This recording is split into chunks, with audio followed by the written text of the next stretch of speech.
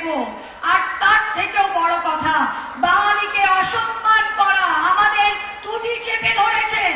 আমরা যে কোনো বিজেপি রাজ্যে, শাসিত রাজ্যে গেলে আমাদের রোহিঙ্গা বলে, বাংলাদেশি বলে বাংলাকে অপমান করছেন, আমাদের ভাষাকে বাংলাদেশি ভাষা বলছেন, আমাদের তুচ্ছ করছেন, আমাদের অনুপ্রবেশকারী ঘুষপেটিয়া বলছেন। আর আপনি বাংলায় ভোট চাইতে এসছেন। আজকে বেতুয়ার মাটিতে, বেতুয়া 1, বেতুয়া 2 পঞ্চায়েতকে আমি বলছি, একটা ভোটও এই বিজেপিকে নয়, দেবেন কি দেবেন না?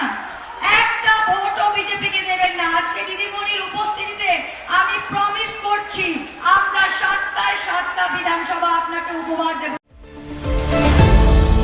আপনারা দেখছেন এই বেলা বাংলা, শিরোনামে সবার আগে।